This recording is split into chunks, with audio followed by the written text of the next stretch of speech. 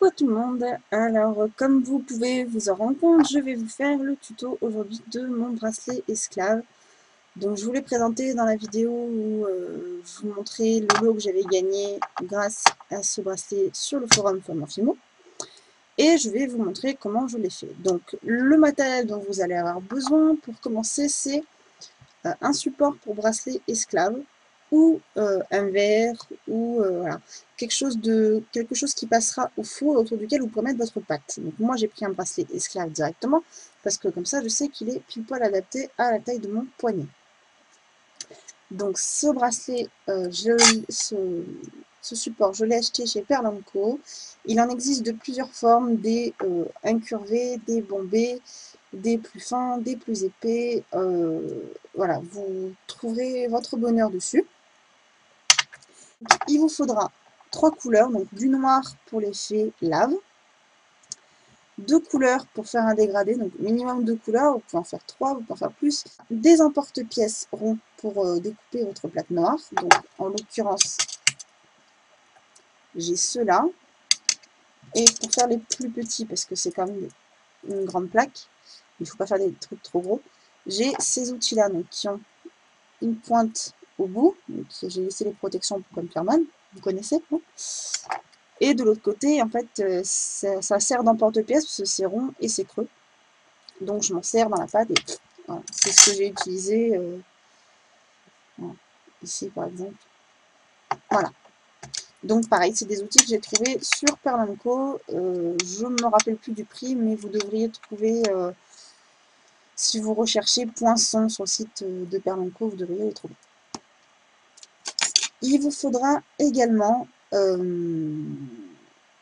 des œillets, donc colorés ou pas.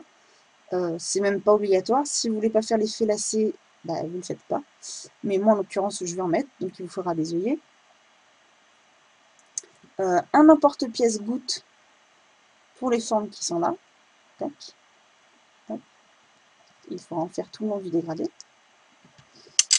Et il vous faudra, pour l'effet lave, alors normalement j'utiliserai du sel, mais comme il y a le dégradé dessous et que j'ai pas envie que le sel aille se planter dedans et que ça me nique mon dégradé et ma texture bien lisse, j'ai utilisé du papier ponce à grains très épais, donc je crois que c'est du 300, un truc comme ça, qui est fait pour le bois, donc très texturé et très épais. Je vais vous le sortir maintenant. Voilà, donc il s'agit de ce type de papier, donc vous voyez déjà là que le grain est très épais. Hop. Et non, c'est même pas du tout du 300, c'est du 50 que j'ai acheté chez Carrefour. Pour le matériau dur, bois, laque, vernis. Donc voilà.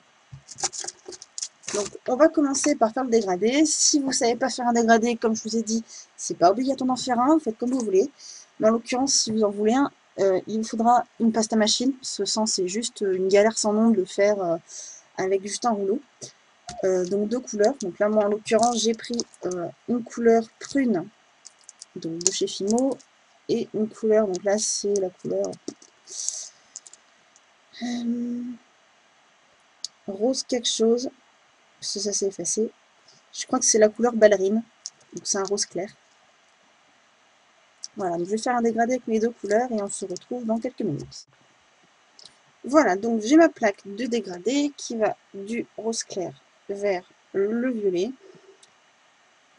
Et je vais, donc là elle est au grand le plus épais de ma machine à pâte, je vais la désépaissir petit à petit en fait en réduisant l'écran de ma machine à pâte un par un.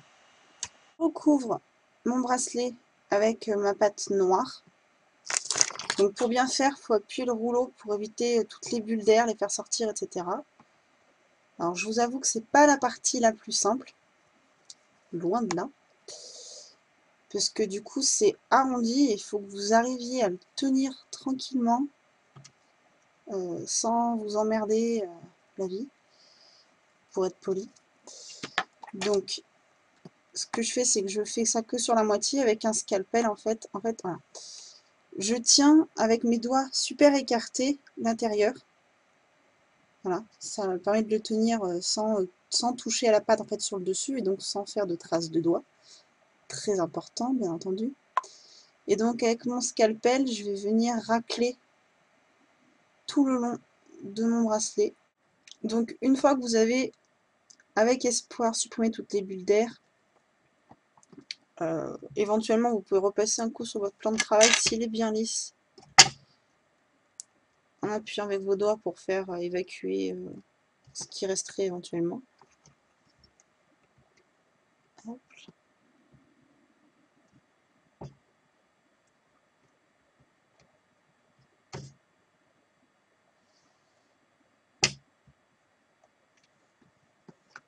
Voilà.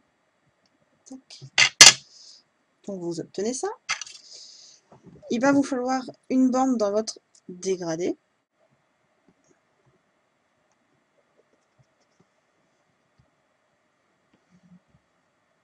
Et j'appuie avec mon bracelet. Et normalement, vous avez le dessin exact de ce qu'il faut que vous preniez. Hop, vous pouvez réserver ce qui reste. On en aura besoin pour faire les petites gouttes après.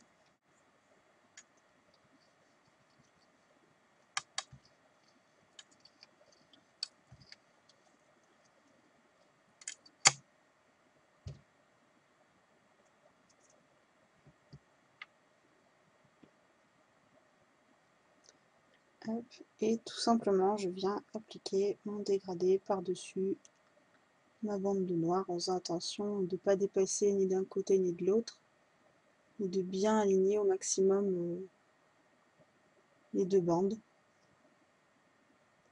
Voilà. Quand on arrive au bout, comme tout à l'heure, en fait, je vais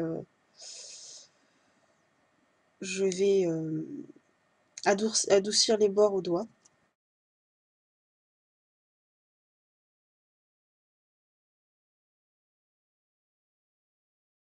Et après, il n'y a plus qu'à les appliquer.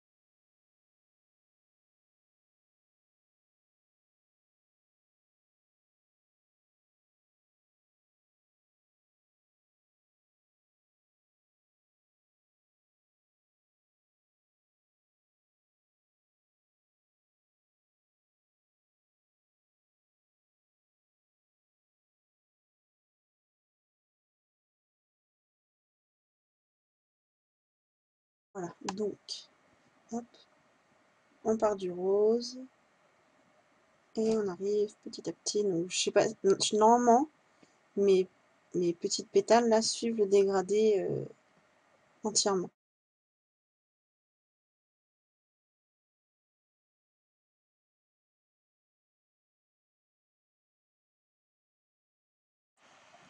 Donc avec mon deuxième exemplaire, je vérifie que j'ai bien l'épaisseur et la longueur surtout dont j'ai besoin. Donc une fois que j'ai vérifié ça, je prends ma bande. Donc je l'ai coupée bien droite sur une face. Et donc avec mes emporte-pièces, je vais venir faire des trous un peu partout, comme bon me semble.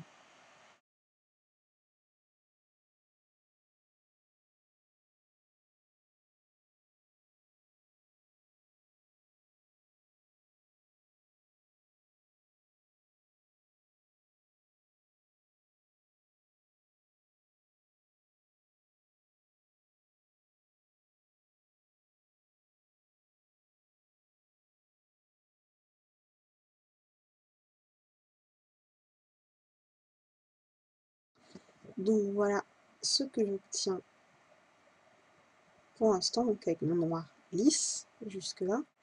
Et ensuite, alors je fais pas avec une feuille entière parce que c'est trop gros à manipuler et c'est chiant. Donc je prends des petites feuilles que je découpe et je les applique directement sur mon noir, donc en faisant attention à ne pas dépasser sur le violet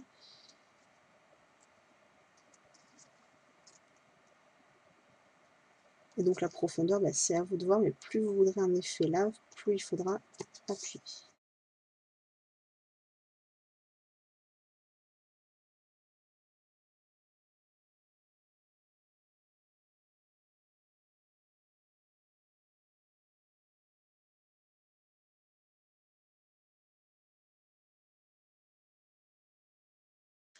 Donc voilà ce que j'obtiens. Donc vous risquez de ne pas voir du tout à la caméra que c'est texturé, mais vous devez voir que c'est plus aussi lisse et brillant que tout à l'heure. Voilà, donc il n'y aura plus qu'à choisir une couleur de cordon qui s'accorde avec les couleurs du bracelet. Ici, je mettrai du rose ou du violet ou du noir. Voilà. N'hésitez pas, si vous avez des questions, à les poser en commentaire. Vous retrouverez la photo du bracelet à la fin de la vidéo. Si ce tuto vous a plu, n'hésitez pas à mettre un petit j'aime, à commenter et à vous abonner pour voir les suivants. À bientôt tout le monde!